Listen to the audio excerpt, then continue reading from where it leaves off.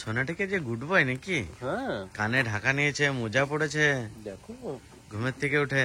বাবারে দেখে দাও, বাবারে দেখে দাও, বাবারে সেন্ট দিয়ে দাও, সেন্ট সেন্ট সেন্ট দিয়ে দাও। আহ এইটা দিয়ে দাও, এটা দিয়ে দাও, বাবারে এটা দিয়ে দাও। আহ কি সুন্দর শরীর। এটা দিয়ে দাও, এটা দিয়ে দাও। আমার সোনাটা কখন উঠে গেছে ঘুমের থেকে?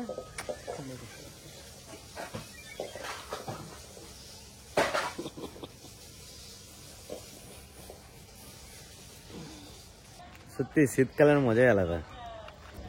খেয়ে মজা, ঘুমিয়ে মজা, কাজ করে মজা, সব দিক থেকে মজা। না শোনা, আমরা শীতকালে অনেক মজা করবো, অনেক ঘুরু করবো না। আর তিরহান আবার একটু বড় হয়ে গেছে, এবার আমরা পিকনিকেও যেতে পারবো। হ্যাঁ, না না না শোনা ফুল। এই বালিগুলো কি হলো গো দিদা? এখানে এত বালি ছিল, কি হয়েছে? না না, আমার মনে হয় একটু জল বাড়ছিল না, তখন মনে হয় বালি ধুয়ে চলে গেছে।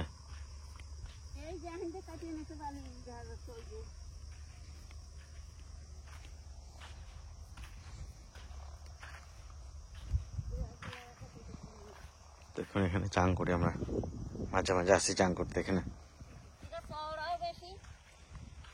দেখছো দিদা, যে গাছ গাছ ছিল সব ধুয়ে চলে গেছে। হ্যাঁ, গাছটা সব ভাঙিয়ে চলে গেছে।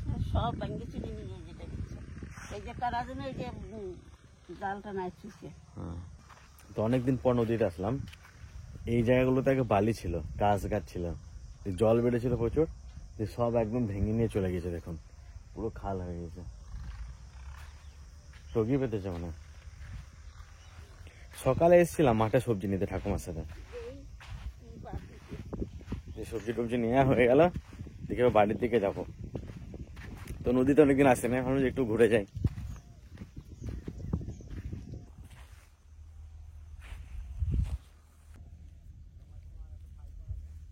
মিরিক মাছ,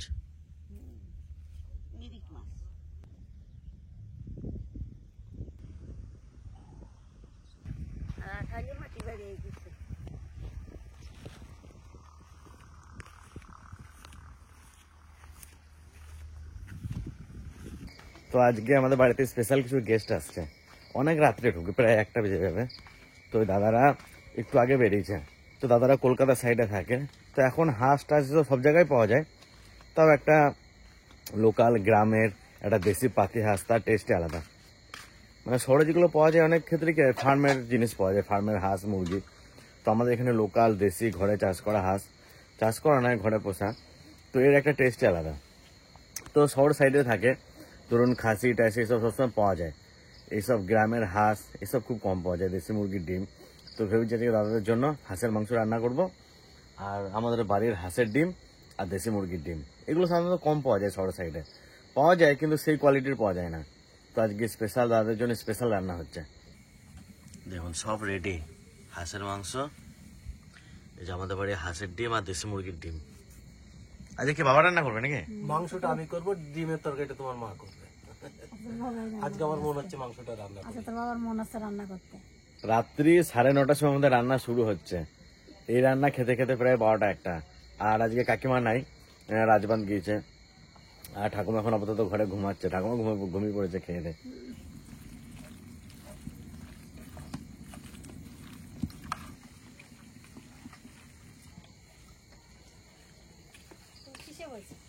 আমি আসনে বসেছি, ফিরে থেকে আসেনি ভালো।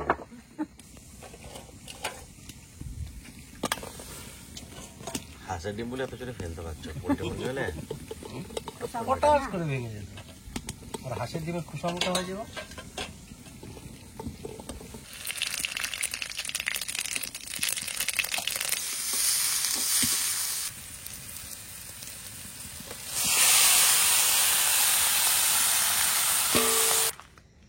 কি রে, নতুন একটা বউ এসে গেছে নাকি? আখি ঘুমো নাই চোখে একটু?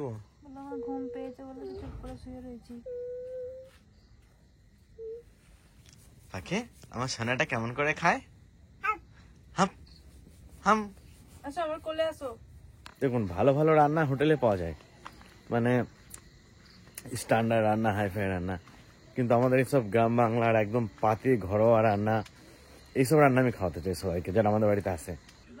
এই যে এই ঘরে মা ডিম রান্না করবে আর ওই ঘরে বাবা হাঁস রান্না করবে।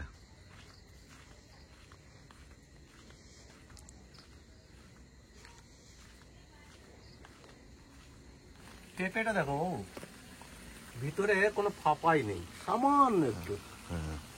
দারুণ লাগবে এই পেঁপেটা খেতে। কাঁচা একটা খেয়ে দেখো মন্টি, দারুণ লাগবে পেঁপে।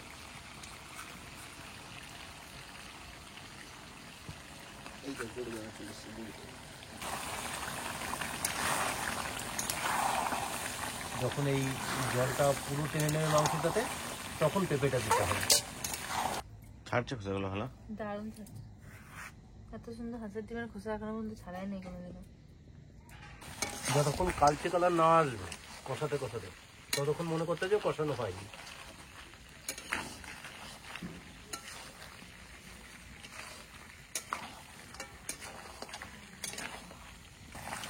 একদম কষা কষা করবো, আগের দিনের চেয়েও কম করো, বেশি কষা করো। একটু রস রস জড়াবে, সেইভাবে করবে। খেতে ভালো লাগে। হাঁসের মাংসের ঝোল করলে ভালো লাগবে, দেশি মুরগির পাতলা ঝোল করলে ভালো লাগে। বাটা মশলাতে বেশি ভালো লাগে, গরম মশলা বেটা দিলে বেশি স্বাদ হয়। আগের দিনে হাঁসের মাংস খুব সুন্দর লাগছে, এই দিনটা সব থেকে ভালো।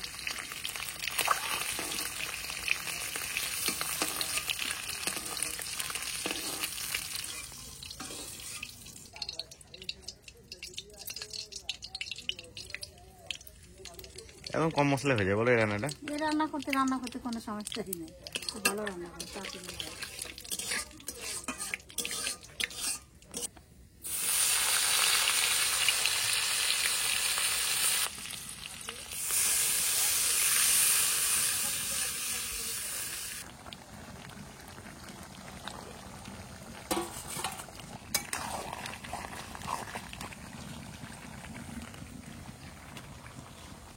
আমার কমপ্লিট, এখন তুমি বাকি আছো।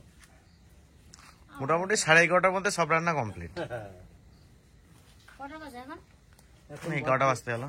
7 মিনিট বাকি 11টা বাজতে। 11টা বাজতে? এখন রান্না হয়েছে একটা।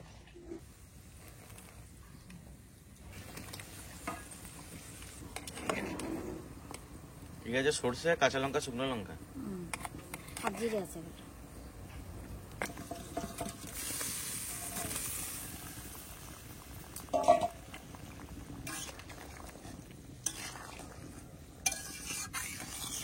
তো আমি যে স্পেশাল গেস্টের কথা বলেছিলাম, এই যে সে দাদার জন্য আজকে আয়োজন। দাদার সাথে আরো কজন দাদা এসছে, আসলে পরে আমি পরিচয় করে দিচ্ছি। তো এখন বর্তমানে দাদা আমার কোচ, তো দাদার জন্য আজকে সবকিছু করা। আমি ডায়েট করছি। কত রোগা হয়নি ঠিক? এটা একটা দাদা পিকনিক মনে হচ্ছে। হ্যাঁ, picnic রাত্রেবেলা সবাই মিলে একসাথে। ও ডায়েট শুট করে গেছে বুঝলে দাদা, মন্টে ও না খেয়ে এখন ফুলে যাচ্ছে। মনটা না খেয়ে ফুলে যাচ্ছিস?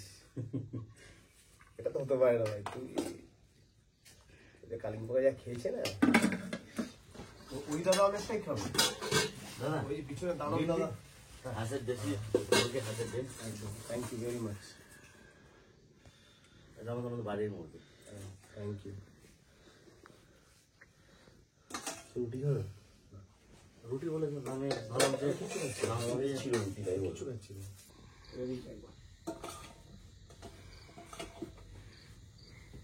এইসব জায়গায় পলাশ আছে। হ্যাঁ,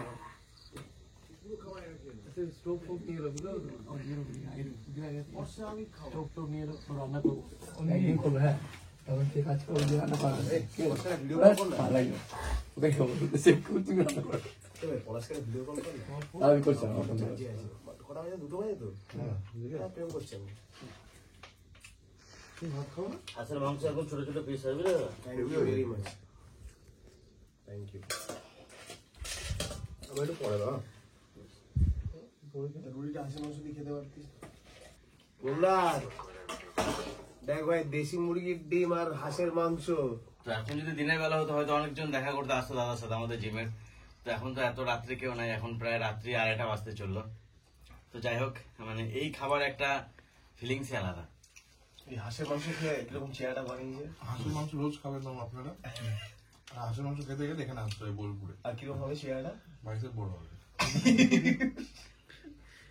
জীবনে প্রথমবার রাত 2:30টার সময় খাচ্ছি দাদার জন্য। সিরিয়াস? অলরেডি আমার একবার খাওয়া হয়ে গেছে, আমি কোনোদিন খাই না এখন। রোজই চলছে। ভালো আছে দাদা মেশিনটা?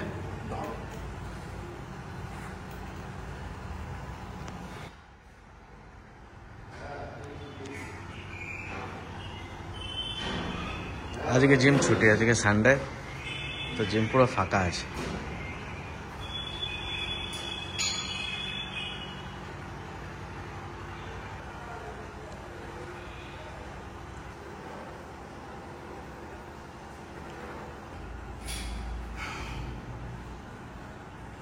আজকে জিম বন্ধ আছে, তাই জিম খোলা থাকলে ছেলেগুলো দেখে আর দেখে সব পাগলা হয়ে যেত, সে কি ওয়েট চললে না।